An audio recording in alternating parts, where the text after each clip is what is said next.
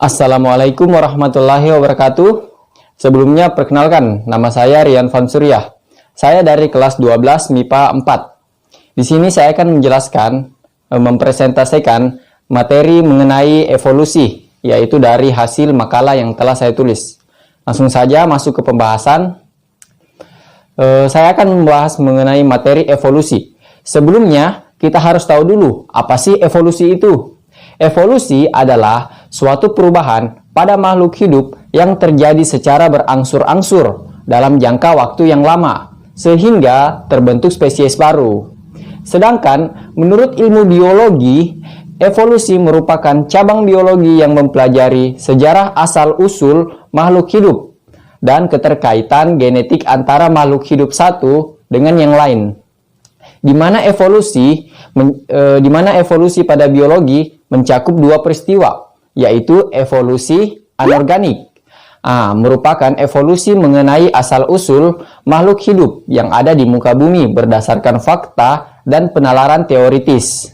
Yang kedua, evolusi organik atau evolusi biologis, di mana evolusi ini merupakan evolusi filogenetis, yaitu mengenai asal-usul spesies dan hubungan kekerabatannya. Selanjutnya, mengenai teori evolusi sebelum Darwin. Yang pertama, teori fiksisme, di mana teori ini meyakini adanya aneka ragam spesies makhluk yang bersifat independen. Artinya, manusia berasal dari manusia dan seluruhnya binatang. Yang lain juga berasal dari spesies mereka masing-masing. Kedua, teori transformasinya beranggapan bahwa penciptaan spesies-spesies yang ada sekarang ini berasal dari makhluk dan spesies-spesies berbeda. Para ilmuwan berkeyakinan bahwa teori evolusi alam natural paling tidak sesuai dengan masa para filosof, di mana menurut mereka teori evolusi alam natural paling tidak sesuai dengan masa para filosof Yunani. Ketiga, teori katastropisme merupakan paham tentang keanekaragaman makhluk hidup yang dihasilkan oleh nenek moyang yang umum dan muncul atau punahnya makhluk hidup disebabkan oleh bencana alam. Yang keempat, teori kreasionisme, yaitu teori tentang penciptaan yang terjadi dalam sekali waktu kehidupan sekaligus lengkap. Kemudian selesai dan tak ada lagi evolusi atau perubahan. Paham ini dianut berdasarkan keyakinan agama juga. Berdasarkan keterangan Aristoteles yang hidup pada masa 350 tahun sebelum Masehi. Selanjutnya yang kelima, yaitu teori graduatilisme, dikemukakan oleh ahli geologi dari Swedia bernama James Hutton yang hidup pada tahun 1795. Paham tersebut menyatakan bahwa perubahan geologi berlangsung pelan-pelan tetapi pasti. Yang keenam, teori uniformitarianisme yang dinyatakan oleh Charles Lyell yang hidup pada tahun 1797 sampai 1875. Paham ini menyatakan bahwa proses-proses geologi ternyata menuruti pola yang seragam, sehingga kecepatan dan pengaruh perubahan selalu seimbang dalam kurun waktu erosi gunung. Selanjutnya, yaitu pencetus teori evolusi. Yang pertama, yaitu Aristoteles, yaitu pada tahun 384 sampai 322 tahun sebelum Masehi.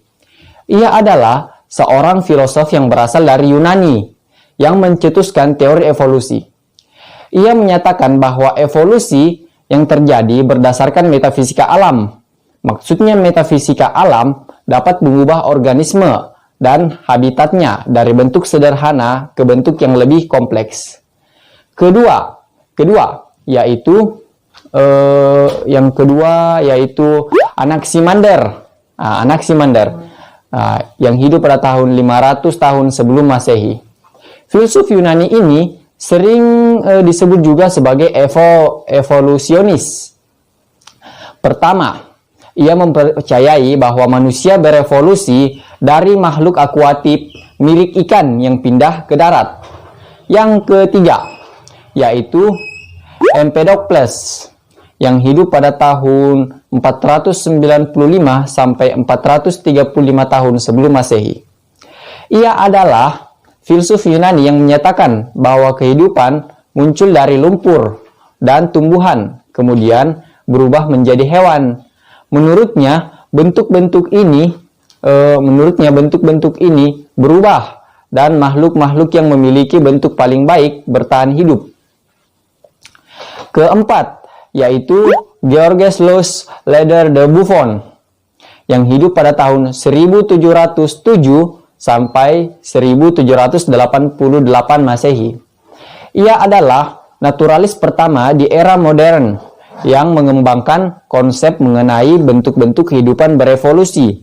Ia berpendapat bahwa variasi-variasi yang terjadi karena pengaruh alam sekitar diwariskan sehingga terjadi penimbunan variasi.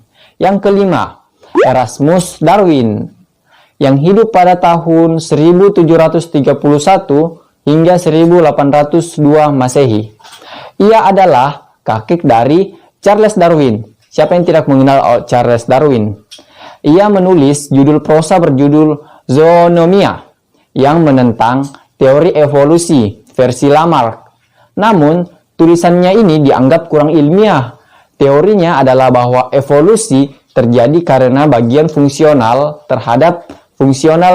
terhadap simulasi adalah diwariskan. Yang keenam, yaitu Sir Charles Lyell.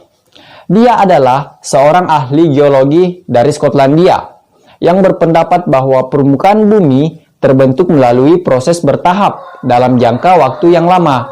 Lyell menerbitkan teorinya dalam buku Principles of Geology. Selanjutnya yang ketujuh, yaitu teori Jean-Baptiste de Lamarck. Ia adalah seorang ahli biologi yang berasal dari Prancis yang menjelaskan evolusi berdasarkan suatu gagasan bahwa perubahan pada suatu individu disebabkan oleh lingkungan dan bersifat diturunkan. Disebutkan dalam bukunya bahwa bukunya yang berjudul Filosofik. Ia mengatakan, 1. Lingkungan mempunyai pengaruh pada ciri-ciri dan sifat-sifat yang diwariskan melalui proses adaptasi lingkungan. Yang kedua, ciri dan sifat yang akan terbentuk diwariskan kepada keturunannya. Yang ketiga, organ yang sering digunakan akan berkembang dan tumbuh membesar, sedangkan organ yang lain tidak digunakan dan akan mengalami pendekatan atau penyusunan, dan bahkan bisa juga menghilang. Teori Lamarck ditentang oleh Erasmus Darwin, yaitu kakek dari Charles Darwin. Ia mengatakan bahwa populasi jerapah adalah heterogen. Ada yang berleher pendek dan ada yang berleher panjang, di mana mereka akan bersaing memperebutkan sebuah makanan. Sehingga yang menang adalah jerapah yang berleher panjang, dan yang berleher pendek akan mati. Sifat itulah yang diwariskan kepada keturunannya. Selanjutnya yang ke-8, yaitu teori Charles Robert Darwin yang hidup pada tahun 1809 sampai 1882 Masehi. Ia adalah seorang peminat ilmu alam dari Inggris. Teori evolusi Darwin berdasarkan hasil pengamatannya dengan kapal Beagle ke Kepulauan Galapagos dan studi terhadap berbagai disiplin ilmu. Yang pertama, mengenai pelayaran Darwis ke Kepulauan Galapagos. Begini ceritanya. Pada tahun 1831 Masehi, ia mengikuti pelayaran untuk memetakan jalur pelayaran, di mana saat berlayar dari Inggris menggunakan kapal HMS Beagle. Ia berusia 22 tahun. Selama pelayaran itu, Darwin banyak mengumpulkan fosil, batuan, dan mengamati berbagai makhluk hidup yang ia jumpai. Ia juga mengamati flora dan fauna Amerika Selatan yang beraneka ragam dan endemik yang jarang ditemukan di daerah lain. Ia bahkan mengamati berbagai adaptasi tumbuhan dan hewan yang menempati hutan Brazil dan lain-lain. Dan ia menyimpulkan bahwa flora dan fauna di Amerika Selatan memiliki karakteristik khusus. Fauna yang paling membingungkan bagi Darwin ditemukan di Kepulauan Galapagos, yaitu tempat ia berlayar, yaitu kepulauan yang berada di sebelah barat pesisir Amerika Selatan. Dan pada umumnya tidak ditemukan hidup di tempat lain. Itulah yang membuat Darwin tertarik meneliti hal tersebut. Meskipun ada kesamaan dengan hewan di Amerika Selatan, di mana Darwin menemukan 14 jenis burung finch di Galapagos. Perbedaan utama pada burung finch yaitu pada bentuk dan ukuran paruhnya yang merupakan diadaptasi terhadap makanan tertentu. Darwin kembali memikirkan ide-idenya tentang evolusi, di mana pendapat yang populer pada waktu itu bahwa bumi barulah berusia sekitar 6.000 tahun. Dan Darwin menemukan jawabannya dalam buku karangan Lyell, Principles of Geology, di mana ia berkesimpulan bahwa 1. Deretan fosil yang terdapat di batuan muda berbeda dengan fosil pada batuan yang lebih tua. Yang kedua, perbedaan itu disebabkan adanya perubahan secara perlahan-lahan. Ia juga pelajari buku karangan Thomas R. Malthus pada tahun 1766 sampai 1834 Masehi yang berjudul An Essay on the Principles of Population, di mana ia berpendapat bahwa kenaikan jumlah penduduk cenderung lebih cepat daripada kenaikan produksi pangan. Sebelum Darwin mempublikasikan idenya tentang evolusi secara luas, ia menerima keterangan ilmiah dari Alfred Wallace yang hidup pada tahun 1823 sampai 1913 Masehi, di mana tulisan Wallace dan Darwin mereka sependapat maksudnya, sehingga mereka memutuskan menerbitkan tulisan mereka bersama-sama pada tahun 1858 Masehi. Akhirnya, Darwin mengemukakan teori evolusinya dalam bukunya yang berjudul On the Origin of Species by Means of Natural Selection, atau biasa dikenal dengan asal mula spesies yang terjadi melalui seleksi alam. Diterbitkan pada tanggal 24 tahun 1859. Buku Darwin tersebut mengandung dua teori utama. Yang pertama, spesies yang hidup sekarang ini berasal dari spesies yang hidup di masa lalu. Dan yang kedua, seleksi alam merupakan penyebab evolusi adaptif. Selanjutnya, perbandingan teori evolusi Lamarck, Weismann, dan Darwin. Yang pertama, teori evolusi Lamarck dan teori evolusi Darwin, di mana teori evolusi Lamarck berisi dua gagasan utama, yaitu pertama, gagasan use and use. Kedua, yaitu sifat atau ciri-ciri dari lingkungan dapat diwariskan kepada keturunannya. Contoh teori ini adalah pada jerapah berleher panjang. Menurutnya, nenek moyang jerapah sebenarnya berleher pendek, tetapi jerapah yang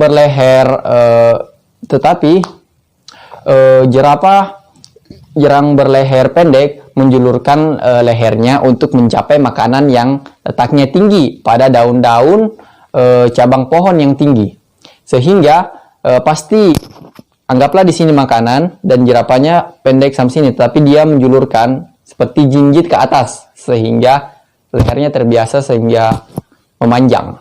Tetapi jerapah yang berleher di mana Weismann berpendapat bahwa perubahan sel tubuh karena pengaruh lingkungan tidak akan diwariskan kepada keturunannya. Selanjutnya, teori Lamarck dan teori Weismann, di mana Lamarck berpendapat bahwa makhluk hidup beradaptasi terhadap lingkungannya melalui perubahan pada organ tubuhnya. Selanjutnya, yaitu mekanisme evolusi, di mana sifat dan karakteristik yang dimiliki suatu individu ditentukan oleh gen. Perubahan yang terjadi pada gen menyebabkan terjadinya perubahan sifat pada individu. Mutasi gen merupakan mekanisme evolusi yang sangat penting. Pewarisan sifat dari induk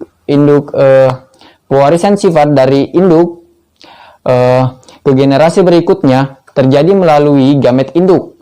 Jadi, evolusi pada makhluk hidup terjadi antara lain karena adanya yang pertama, satu, variasi genetik dan terjadi oleh sebab utama.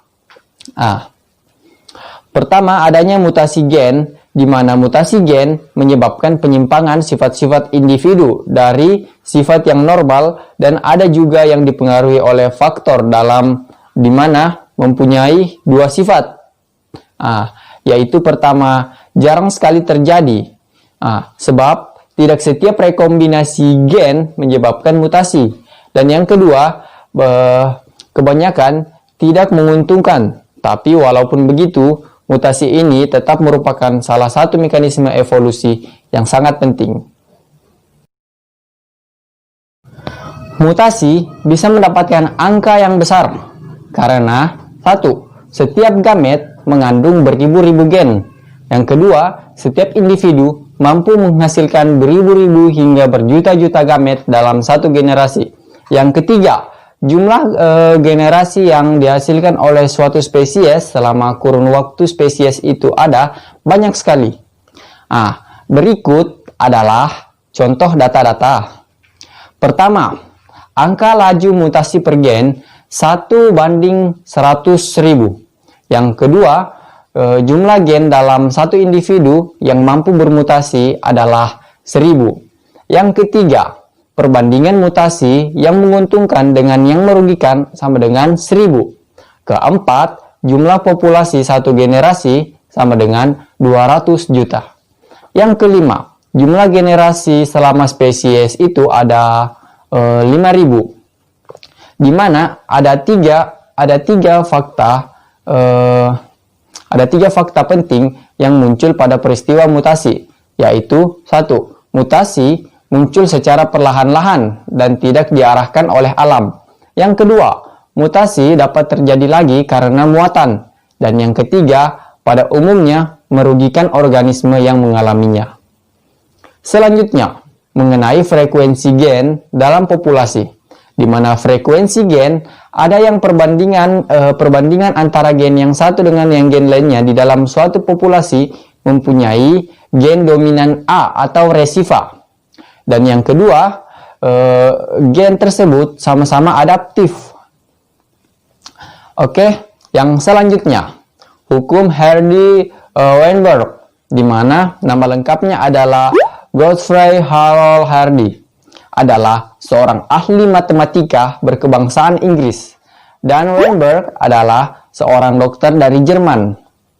Hukumnya menyatakan bahwa frekuensi gen dan genotip dalam suatu populasi akan berbeda dengan keadaan yang konstan dari generasi ke generasi apabila memenuhi syarat sebagai berikut. Yang pertama, genotip-genotip yang ada memiliki viabilitas dan fertilasi yang sama. Yang kedua, perkawinan antara genotip terjadi secara acak. Yang ketiga, tidak ada dari gen satu ke gen lainnya atau sebaliknya. Yang keempat, populasi harus cukup besar. Yang kelima, tidak terjadi migrasi antar populasi. Dan yang keenam, tidak terjadi alam. Selanjutnya, perbandingan frekuensi gen, di mana ada beberapa faktor yang menyebabkan perubahan frekuensi gen, yaitu satu, perkawinan acak, yang kedua, migrasi, yang ketiga, hanyutan genetik, yang keempat, rekombinasi, yang kelima, perubahan alam sekitar. Selanjutnya, teori seleksi alam, di mana teori ini bersandar pada 3 prinsip utama, yaitu yang pertama, pada setiap generasi dihasilkan anak-anak yang luar biasa, berlebih jumlahnya, lebih banyak daripada saat yang dapat didukung oleh sumber-sumber yang terbatas. Yang kedua, yaitu terdapat variasi yang kompetisi dalam kesintasan, yang menyebabkan varian-varian yang teradaptasi dengan lebih baik terhadap lingkungan tentulah yang akan berhasil dan menghasilkan keturunan yang mewakili sifat-sifat adaptif tersebut. Materi mengenai spesiasi, di mana spesiasi merupakan proses pembentukan spesies baru dan berbeda dari spesies sebelumnya melalui proses perkembangbiakan secara natural dalam kerangka evolusi, di mana ada beberapa syarat terjadinya spesiasi, yaitu 1. Adanya perubahan lingkungan, 2. Adanya relung yang kosong, 3. Adanya keanekaragaman suatu kelompok organisme. Selanjutnya, yaitu proses spesies. Mengenai isolasi geografi, di mana mayoritas para ahli biologi berpandangan bahwa faktor alam,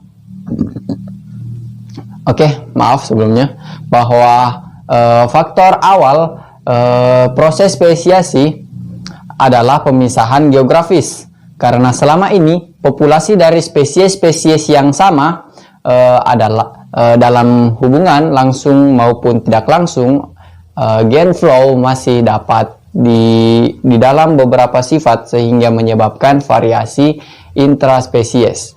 Perubahan waktu yang terjadi pada isolasi geografis menyebabkan terjadinya isolasi reproduktif sehingga menghasilkan dua spesies yang berbeda.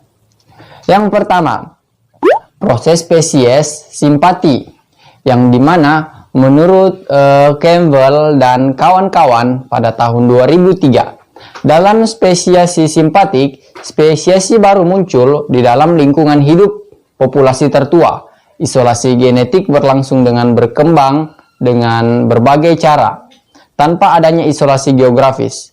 Model spesiasi simpatik merupakan meliputi spesiasi gradual dan spontan. Kedua, proses spesiasi tidak simpatik, di mana spesiasi tidak simpatik adalah proses spesiasi yang terdapat dalam area geografi yang berbeda dibandingkan dengan area geografi suatu spesies yang paling berkerabat, di mana spesiasi tidak simpatik dapat dibagi tiga, yaitu pertama, spesiasi alopatrik. Spesiasi alopatrik, di mana terjadinya spesiasi alopatrik banyak dibuktikan melalui studi variasi geografi. Spesies yang beraneka ragam secara geografis dari seluruh karakter dapat menghalangi pertukaran gen antar spesiasi simpatrik.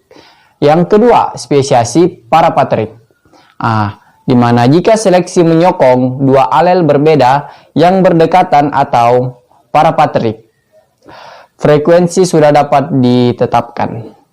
Dan yang ketiga, spesiasi peripatrik, di mana spesiasi peripatrik adalah proses spesiasi yang terjadi di daerah yang paling dekat hubungan kekerabatannya. Selanjutnya, isolasi reproduktif, di mana pengaruh isolasi geografis dalam spesiasi dapat terjadi karena adanya pencegahan gen flow antara dua sistem populasi yang berdekatan akibat faktor ekstrinsik atau geografis.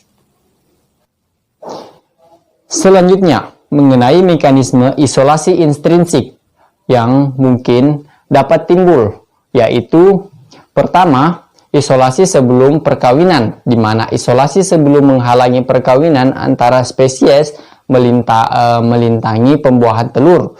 Jika anggota-anggota spesies yang berbeda berusaha untuk saling mengawini. Isolasi ini terdiri dari dua macam isolasi. Yang pertama, isolasi ekologi, di mana dua sistem yang mula-mula dipisahkan oleh penghambat luar suatu ketika mempunyai karakteristik yang khusus untuk berbagai keadaan. Berbagai keadaan lingkungan meskipun penghambat luar tersebut dihilangkan. Yang kedua, tidak akan simpaterik. Ya, selanjutnya yaitu isolasi tingkah laku, di mana sangat tergantung pada produksi dan penerimaan stimulus oleh pasangan dari dua jenis kelamin yang berbeda. Ada beberapa jenis stimulus, yaitu pertama, stimulus visual, dan yang kedua, stimulus adaptif, dan yang ketiga, stimulus kimia atau feromon.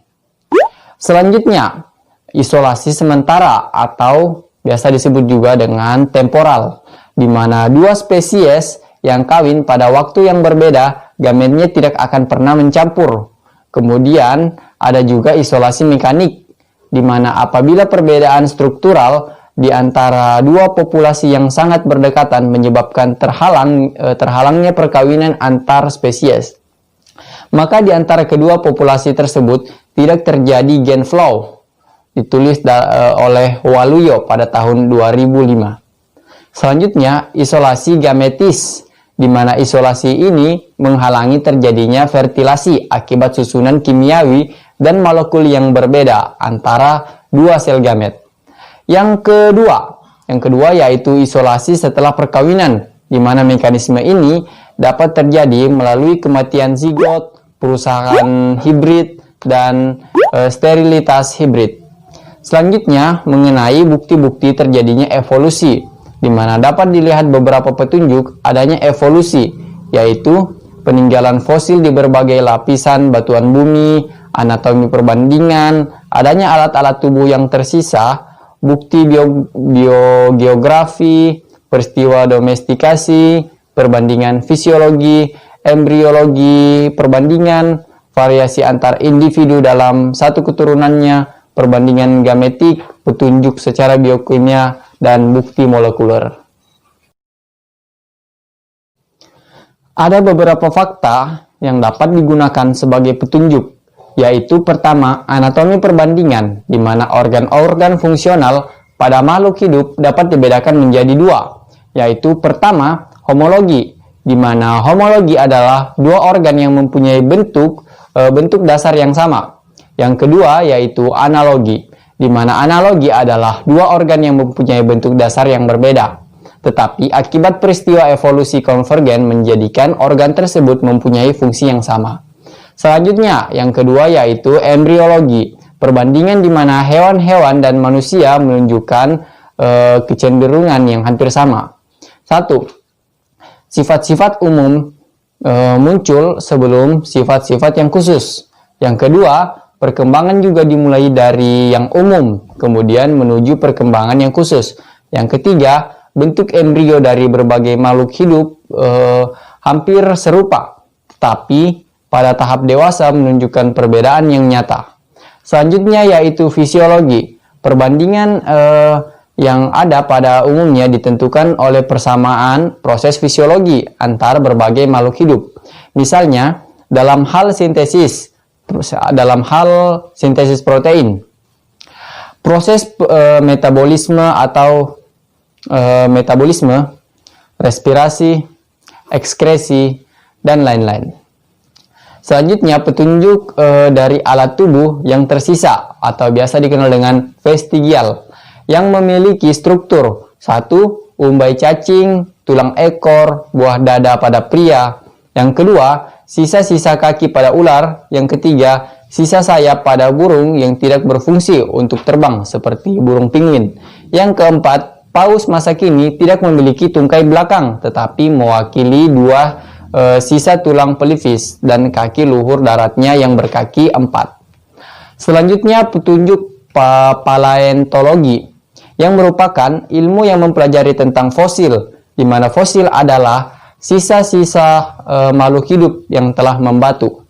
Beberapa tokoh yang mempelajari tentang fosil adalah Leonardo da Vinci, George Cuvier, dan Charles Darwin, di mana penemuan berbagai macam fosil biasanya bagian tubuh tertentu saja. Hal tersebut karena faktor-faktor berikut.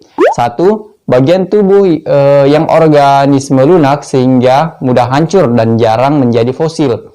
Yang kedua, terjadinya lipatan batuan bumi atau patahan bumi. Dan yang ketiga, adanya pengaruh air, angin, dan bakteri. Dari fosil yang telah ditemukan, dapat dijelaskan bahwa terdapat pertumbuhan dan perkembangan yang mengarah pada evolusi. Evolusi bentuk dari fungsi, yaitu 1. Tumbuh bertambah panjang. Tubuh kita bertambah panjang. Yang kedua, kepala bagian depan semakin panjang.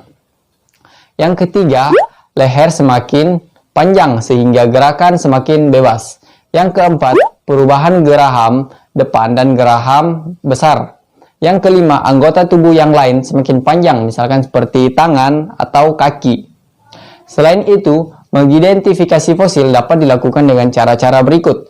Yang pertama, ada cara langsung, yaitu dilakukan dengan mengukur umur fosil itu sendiri.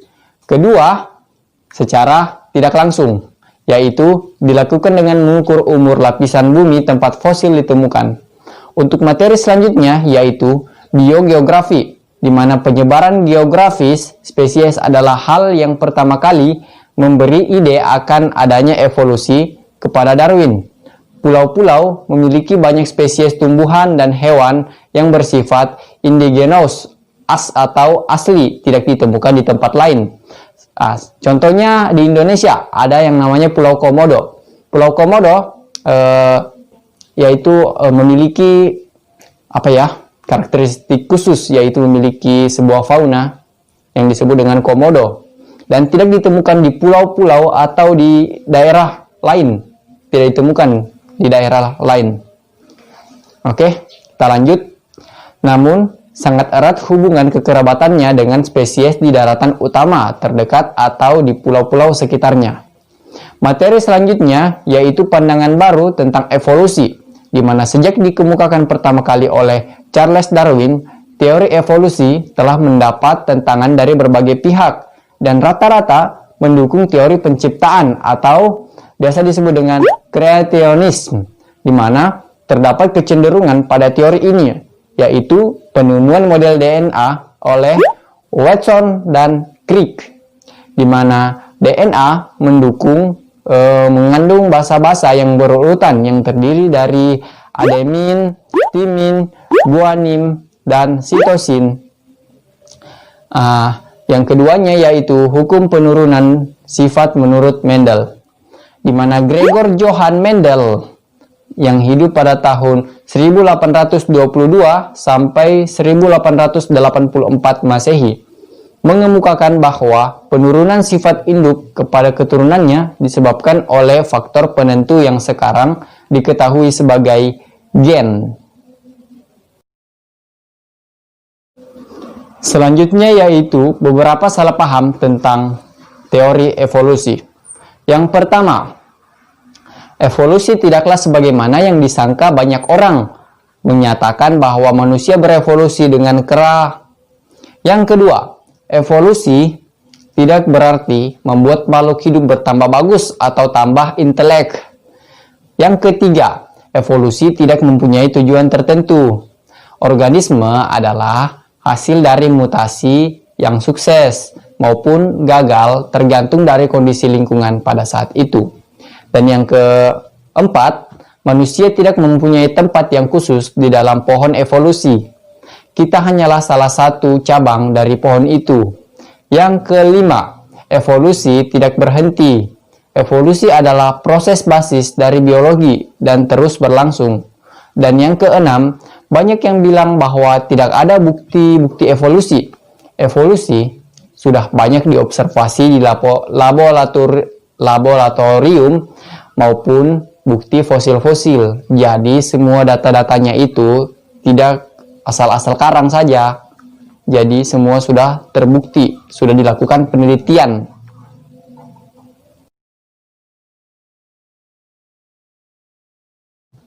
Oke, masuk pada bab 3, yaitu bagian penutup.